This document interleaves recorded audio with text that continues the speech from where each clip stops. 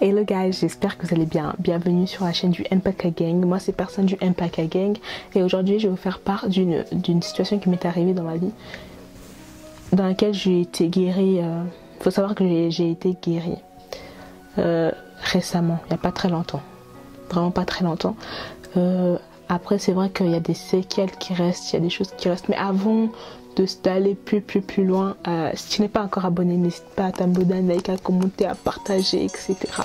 Et si tu peux aider quelqu'un en partageant cette vidéo, si tu reconnais une personne qui a vécu ce cas-là ou qui est en train de vivre ce cas, je t'encourage vivement à partager. Et je pense que ça l'aiderait énormément. Si tu es déjà abonné, je te fais un gros bec. Voilà, donc moi c'est personne du MPK Gang, ici c'est MPK Gang, MPK Gang, MPK Gang, and we are here to stay.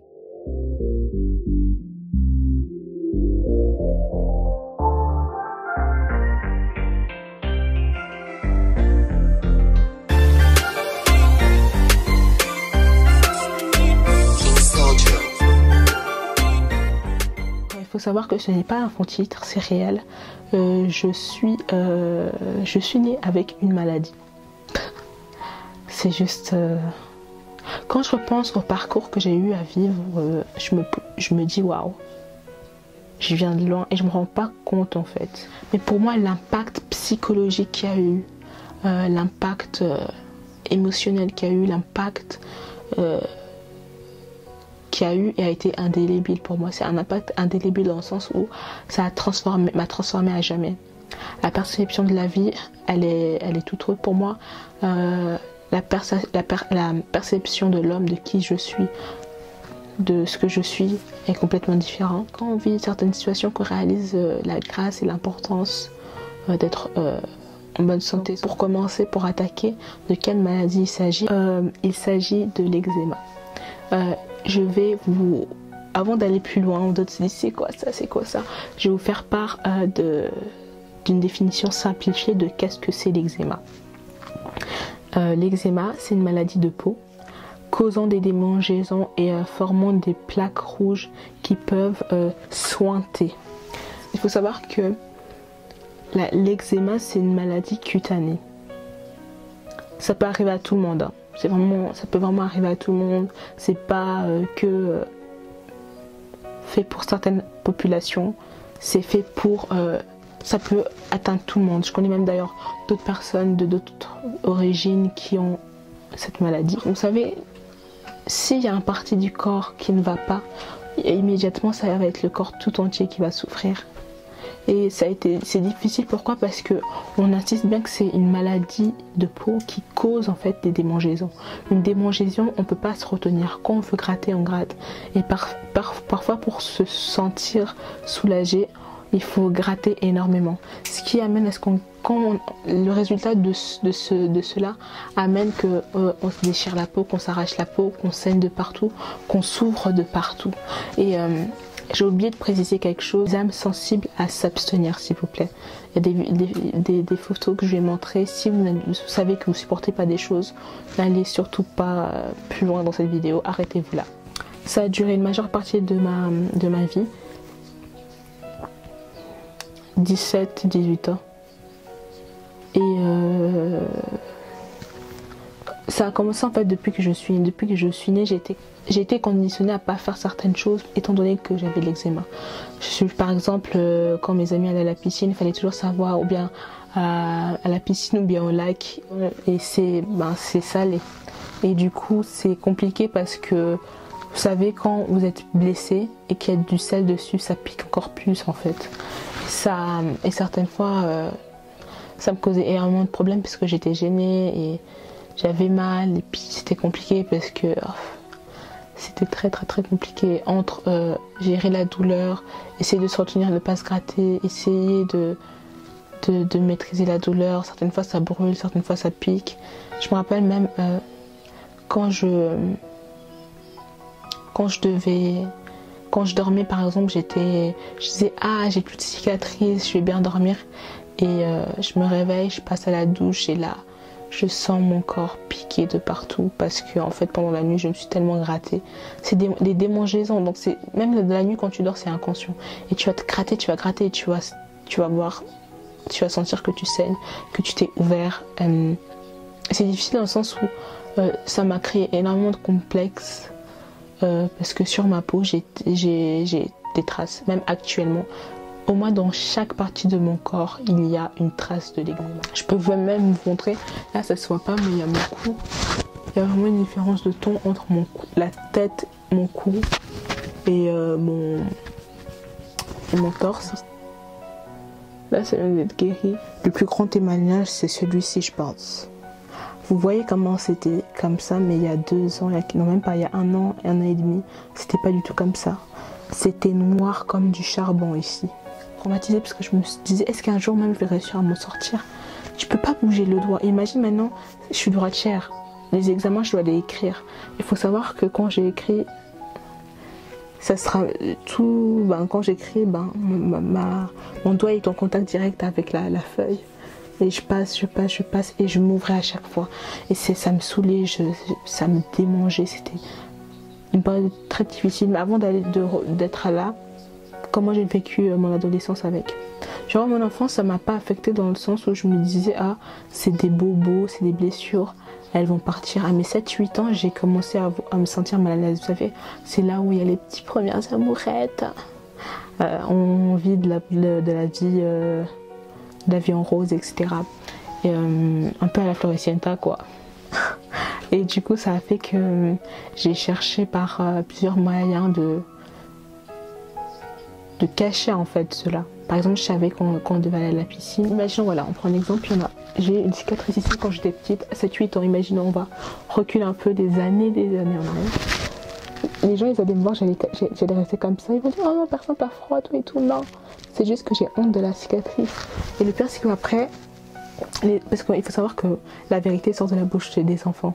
Et les gens de ma classe, les enfants de ma classe, des camarades de classe qui se posaient plein de questions. Et moi ça me gênait parce que ça devenait en fait un sujet que tout le monde y touchait. Et moi j'aime pas qu'on touche les choses qui me concernent. Vous voyez. Et ça a commencé à créer un problème en moi, un complexe, parce que je voyais en fait les autres s'épanouir, nager. Ce qui m'a appris j'ai pris du temps à nager, c'est à cause de ça. C'est stupide, et au-delà de ça, c'est aussi le fait que j'étais en surpoids quand j'étais petite, mais je ferai une autre vidéo sur ça. J'étais en chair, on va dire ça comme ça, j'avais pas mal de chair. Et du coup, j'étais vraiment complexée, parce qu'à chaque fois, j'allais à vivre l'harcèlement scolaire, et du coup tout ça en même temps ça m'impactait. Je voulais tellement pas que ça puisse être un autre sujet de moquerie, et je subissais tellement trop et c'était tellement complexe que je me suis créé un caractère genre de dur et j'avançais quoi. Et je me disais ça va y aller. Et le problème c'est quoi, c'est que depuis que je suis née, je me rappelle de tous les allers-retours qu'on faisait chez tous les médecins, tous les hôpitaux, tous les dermatologues possibles, changer de traitement plusieurs fois par an sur une année. On était là, oui, c'est sûrement sûr, ça c'est fort, c'est un médicament très fort, ça va marcher, ça va agir, ça va stopper. Tu bois pendant un certain moment, tu vois qu'il n'y a aucun effet, et certaines fois même ça empire quoi. Même l'effet placebo ça marchait pas sur moi, vous vous rendez compte, de me révolter parce que je me suis dit en fait ils disent que ça va y aller mais au final ça va pas. Et mon médecin, mon pédiatre à l'époque, il me disait oui tu verras à tes 13 ans t'auras plus d'eczéma. Et moi ça paraît absurde hein. Mais moi le jour de mon anniversaire, c'est le 26 décembre, donc le 25 décembre à 23h59, j'étais en train de dire dans quelques secondes je serai libérée de l'eczéma, tout et tout, j'étais trop contente. Et non, c'était pas du tout ça, c'était vraiment pas du tout ça. C'était dur parce que quand vous pensez être libre de quelque chose qui vous accable depuis plusieurs années, et ça c'est pas genre ça arrive d'un coup, genre il n'y a pas eu d'avant et après avant cette maladie, il y a que eu le pendant et puis l'après quoi. En grandissant ça allait mieux, j'assumais un peu plus, mais pour moi c'était toujours un problème. Mais c'est arrivé à un stade où ça s'est empiré. Il y a vraiment eu un pic dans mon adolescence et mes parents ils voyaient comment je souffrais, ils ont dit que c'était pas possible. On a essayé plusieurs crèmes, il faut savoir que j'ai essayé plusieurs crèmes, donc il y a des crèmes qui ont marché, d'autres moins. Et finalement il y a une crème qui a fonctionné, qui est celle-ci. anti-dry. C'est du lotion d'amande, c'est vraiment super bien. Ça m'aide hyper bien. Après, ça se prend avec ordonnance, hein, au cas où. Ça se prend par ordonnance. C'est pas genre tu vas à la pharmacie, t'achètes, non. Et ça nourrit bien ma peau. Ça nourrit vraiment bien ma peau. J'ai tout essayé. C'est du Excipial, des choses inimaginables. Il y a une période même j'étais tellement noire à cause des crèmes. Parce qu'ils me donnaient des crèmes qui n'étaient pas adaptées à ma peau en fait. Parce que I'm black, you know. And certains produits qui marchent sur les peaux blanches ne marchent pas forcément sur les peaux noires à cause de la variation de mélanine c'est une protéine de notre peau. Donc ouais, en parenthèse, je dis, je n'ai pas envie d'aller dans les précisions parce que moi je travaille dans le domaine de la santé et j'aime aller dans les précisions, mais là je vais faire d'efforts de simplifier au maximum, excusez-moi. Je dormais, je me réveillais, il y avait encore plus de cicatrices et j'étais carrément partout sur mon corps. Et j'ai dit que je commençais à en avoir marre en fait. Je me disais comment est-ce que je vais faire, comment est-ce que je vais pouvoir finir en fait. Et on m'a dit oui, à tes 15 ans, tu auras fini. Et la même chose, 25 décembre 2359, la même chose pour que j'aille mes 15 ans. J'ai dit attends quelques secondes, c'est terminé, je suis libre de l'eczéma. Pas du tout. Pas du tout. Et ça a vraiment joué un rôle très fatidique sur mon moral, parce que je me disais, ah bah en fait, qui sait même, je suis destinée à cela. Et pour moi, c'était une révolte parce que c'est de la souffrance. Imaginez-vous la pire douleur que vous avez eue en vous coupant le doigt. Et maintenant, c'est sur une majeure partie de votre corps, ça recouvre une partie de votre corps. Et vous ne pouvez pas bouger certaines fois. Là, en plus, le pire, c'est que quand les cicatrices elles étaient en voie de guérison, il fallait être capable de bien manager notre corps, pas trop bouger ni faire trop de choses. Sinon, ta peau de base elle est sensible et du coup la cicatrice elle se déchire et ça fait encore plus mal et ça recommence. C'était vraiment un cercle vicieux pour moi et j'en pouvais plus et je disais là Seigneur, je sais, et étant chrétienne, je me suis posé mille questions. Je me dis comment est-ce que tu permets, Seigneur, est-ce que je puisse souffrir autant alors que je suis ton enfant quoi. Enfin, moi j'ai rien demandé, j'ai vraiment rien demandé et ça me crée énormément d'allergies. Même parfois il y a des choses que je pouvais pas porter, par exemple des habits au coton. Je me suis dit attends mais c'est une blague, moi je refuse cette souffrance. Dans la vie il faut apprendre et savoir à refuser certaines choses. Dieu, en tant qu'être humain, il nous a donné l'autorité sur la terre. Et maintenant, c'est comme si, en fait, tu devais partir à la guerre et Dieu t'a donné toutes les armures. Puis il te dit, vas-y, et tu dis, mais comment est-ce que je vais faire? Comment mettre le casque? Alors, tu sais, tu es un être humain, tu sais comment enfiler le casque, le bouclier, prendre l'épée, mettre la ceinture, les chaussures. Tu connais l'armure dans sa totale. Mais tu dis comment est-ce que je vais faire? Pour moi c'était une révolte, je me suis dit je peux pas continuer comme ça. Enfin je grattais hyper fort, même pour faire les tresses, genre ça. Juste ça, vous voyez. Ça allait commencer à me gratter les cheveux. Mes cheveux ils se démêlaient rapidement ici, au niveau des racines à cause de cela. Je vous ai dit dans chaque partie de mon corps il y a une trace de l'eczéma. Déjà guéri, mais c'est juste que du coup, les traces, elles prennent du temps à partir. Ma main, c'est vraiment comme un pain doré au four. Hein. Vous pouvez constater ici, vous voyez cette zone-là. Les gens me disaient, oui, personne. Après, ils disaient, ah, je suis vraiment désolée. Je savais pas tout et tout. Je dis, il n'y a pas de souci. Mais il faut savoir avant de parler, c'est important de savoir les choses. Vous voyez une personne comme ça, il faut vraiment pas juger. Puisque vous voyez une personne comme ça, vous dites elle vraiment, alors que vous savez pas, peut-être elle cache une maladie, vous savez pas, peut-être elle a quelque chose qui va pas. Vraiment prendre le temps de réfléchir, quitte à aller vers la personne et demander ah écoute, si vous avez l'audace, parce qu'il faut avoir de l'audace quand même, mais tu dis ah écoute, j'ai vu que tu avais ça, qu'est-ce qui se passe, montre-moi, etc. Vous voyez. Et pour vous dire que ça me complexait énormément. Et encore plus au point où je voyais que cette maladie a commencé vraiment à gêner mon entourage. Parce que certaines fois je me grattais et puis j'arrivais plus à me contrôler. Quand je veux dire que j'arrivais plus à me contrôler, on dirait que j'étais folle, devenue folle, hein, folle alliée. Je vous dis, hein, on voyage en famille, puis on était dans une chambre, mes soeurs et moi. Donc Yaya, Petri et moi. Et elles me font, personne, arrête-toi, tu fais du bruit là en te grattant, c'est énervant tout et tout, ça nous énerve et tout. Je suis vraiment désolée, j'essaie mais j'arrive pas à me maîtriser, c'est plus fort que moi. Moi je me suis dit non, Dieu, tu dois trouver une solution. J'ai dit, hein, c'est pour cela c'est important de déclarer. La Bible déclare dans Proverbe 18-21 que la vie et la mort sont au pouvoir de la langue. Celui qui en sème en récoltera le fruit. J'aimerais dire à une personne, la déclaration c'est important. Le fait de refuser des choses c'est important. Parce que nous avons l'autorité en tant qu'être humain. Et en tant qu'enfant de Dieu, nous avons l'autorité de dire, écoutez, écoute, toi là, dans mon corps, tu n'as pas d'autorité maladie. C'est Dieu qui règne en moi. Tu n'as pas d'autorité. Et moi j'ai fait une prière d'autorité, j'ai fait Seigneur, et je déclarais à chaque fois que je ne passerai pas mes 18 ans, cette maladie elle va se terminer. Je déclarais à chaque fois ça, jusqu'au jour où d'un coup il n'y avait plus d'eczéma. Et puis j'étais contente et tout, et j'ai vu que c'était encore revenu. Je fais ah, qu'est-ce qui se passe encore? Et je voyais maintenant là, la situation elle s'empirait parce que la cicatrice elle a pris 2 ans à se cicatriser. Et je vous fais défiler des images, âme sensible à s'abstenir. Et le processus il était dur parce que je me réouvrais, ça se fermait, ça se réouvrait. Et même moi quand je vois mes mains, je regardais mes mains, je dis est-ce qu'un jour mes mains vont redevenir, mon doigt va revenir à la teinte normale. Hein, ce qui s'est passé sur ce doigt-ci. Maintenant imaginez ça sur tout le corps. Et on me donnait plusieurs traitements.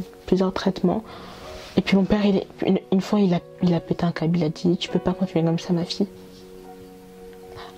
Hein. Mon père biologique. Hein. L'ancien Constant. Hey. Power. Hein. Il a pris autorité. Hein. Il a prié au nom de Jésus. Il a chassé cette maladie d'eczéma. Et première semaine, ça commence à cicatriser. Deuxième semaine, troisième semaine, ça a commencé à partir tout seul. Et maintenant, c'est à commencer aujourd'hui. Vous pouvez voir les résultats. Je suis contente et j'ai même immortalisé le moment de quand mon doigt était noir.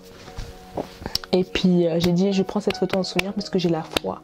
Parce que là, quand vous déclarez, quand vous faites des choses, ayez la foi déclarée, mais aussi à la fois, faites des actes qui affirment que vous êtes ferme sur votre déclaration.